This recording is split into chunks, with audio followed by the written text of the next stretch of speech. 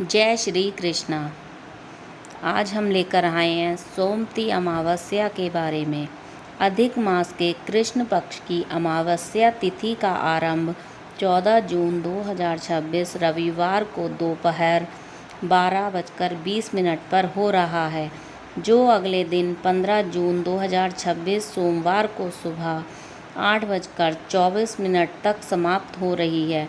ऐसे में उदया तिथि के हिसाब से साल की पहली सोमवती अमावस्या 15 जून 2026 को मनाई जाएगी।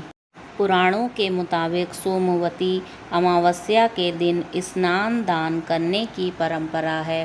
सोमवती अमावस्या के दिन वैसे तो गंगा स्नान करने का विशेष महत्व होता है।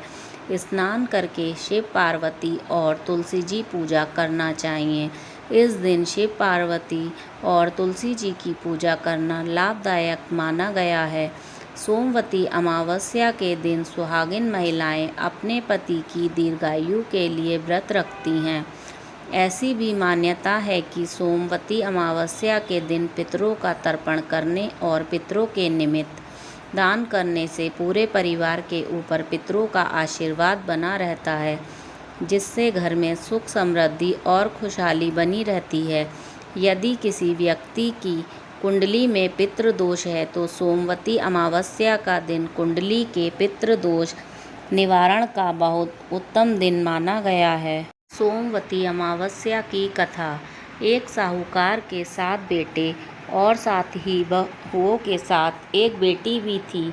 साहूकार के घर रोज एक जोगी आता था, जिसे साहूकार की बहू भिक्षा देती थी।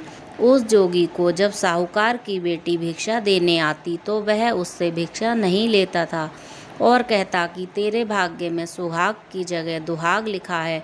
लड़की को उस जोगी की यह बात बहुत बुरी लगती और एक दिन वह अपनी माँ से रोते रोते जोगी की बात बताती है। सारी बात सुनकर माँ कहती है कि कल जब जोगी आएगा तब मैं सुनती हूँ कि वह क्या कहता है और क्यों कहता है। अगले दिन फिर जब जोगी आता है तो साहूकारनी छिपकर बैठ जाती है और लड़की को भिक्षा देने भेजती है। जोगी उससे भिक्षा नहीं लेता और फिर वही बात दोहराता है कि तेरे भाग्य में सुहाग की बजाय दुहाग लिखा है। लड़की की माँ बाहर निकल कर आती है और जोगी से कहती है कि एक तो हम तुझे भिक्षा देते हैं और तू हमें गाली देता है। जोगी कहता है कि मैं गाली नहीं दे रहा हूँ, जो बात सच है वही कह रहा हूँ। इसके भाग्य में जो लिखा है मैं वही सच आपको बता रहा हूँ। सारी बातें सुनने पर लड़की की माँ कहती है कि जब तुझे सारी बात पता है तो इससे बचने का उपाय भी पता होगा, वह बता। जोगी कहता है कि 7 समंदर पार एक धोवन रहती है जिसका नाम सोना है। वह सोमवती अमावस्या का व्रत करती है। अगर वह आकर इसे फल दे दे तभी इसका दुहाग टल सकता है, अन्यथा विवाह के समय सर्प काटने से इसके पति की मृत्यु हो जाएगी। सारी बात सुनकर माँ रोने लगी और सोना धोबिन की तलाश में निकल गई। चलते चलते रास्ते में तेज धूप पड़ रही थी, जिससे बचने के लिए वह एक पीपल के वृक्ष के नीचे बैठ गई। उसी वृक्ष पर एक गरुड़ के बच्चे अपने घोंसले में थे। एक सांप आया और गरुड़ के बच्चों को खाने के लिए लपका, लेकिन साहूकारनी ने उस सांप को मारकर बच्चों की रक्षा की। कुछ देर बाद गरुड़नी आई और सब जगह खून देखकर साहूकारनी को चोंच से मारने लगी। साहूकारनी बोली कि एक तो मैंने तेरे बच्चों को सांप से बचाया और तू मुझे ही मार रही है। सारी बातें जानने पर गरुड़नी बोली कि तूने मेरे बच्चों की रक्षा की है, इसलिए मांग जो चाहती है। साहूकारनी गरुड़नी से कहती है कि मुझे 7 समंदर पार सोना धोबिन के यहाँ छोड़ दो, और गरुड़नी ने वैसा ही किया। साहूकारनी वहाँ पहुँच गई तो लेकिन सोचने लगी कि इसे कैसे मनाऊं। सोना धोबिन की भी 7 बहुएं थीं, लेकिन घर के काम को करने के लिए सदा आपस में ही लड़ती झगड़ती रहती थीं। रात को जब सब सो जाते तो साहूकारनी आती और चुपके से सारा काम कर उजाला होने से पहले चली भी जाती। सारी बहुएं भी आपस में यही सोचती कि कौन सी बहू है जो सारा काम कर देती है, लेकिन एक दूसरे से पूछने की हिम्मत किसी की भी नहीं होती। काम करने की बात सोना धोबिन ने भी देखी कि आजकल बहुएं लड़ती भी नहीं हैं और काम भी सारा हो जाता है। सोना धोबिन ने सारी बहुओं को बुलाया और पूछा कि आजकल तुम लड़ती भी नहीं हो और घर का सारा काम कौन करता है। बहुएं सास से झूठ कहती हैं कि लड़ाई करने से क्या फ़ायदा, इसलिए हम मिलकर काम कर लेती हैं। सोना धोबिन को अपनी बहुओं की बात पर विश्वास नहीं होता और वह रात में जागकर वह स्वयं सच देखना चाहती है कि कौन काम करता है। रात होने पर सोना धोबिन छिपकर बैठ जाती है कि देखूं कौन सी बहू काम करती है। रात हुई तो वह देखती है कि एक औरत चुपके से घर में घुस रही है। वह देखती है कि उसने घर का सारा काम कर दिया है और जाने की तैयारी में है। जैसे ही साहूकारनी जाने लगती हैं तो सोना धोबिन उसे रोकती है और पूछती है कि तुम कौन हो और क्या चाहती हो। साहूकारनी कहती है कि पहले तुम वचन भरो तब बताऊंगी। वह वचन भरती है। तब साहूकारनी कहती है कि मेरी बेटी के भाग्य में दुहाग लिखा है, लेकिन तुम सोमवती अमावस्या करती हो तो मेरे साथ चलकर उसे सुहाग दे दो। सोना धोबिन वचन से बंधी थी तो वह साहूकारनी के साथ चलने को तैयार हो जाती है।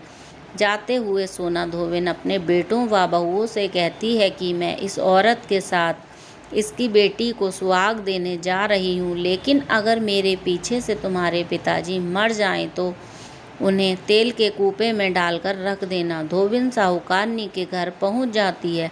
साहूकारनी अपनी बेटी का विवाह करती है तो फेरों के समय सोना धोबिन कच्चा करवा, दूध तथा तार लेकर बैठ जाती है।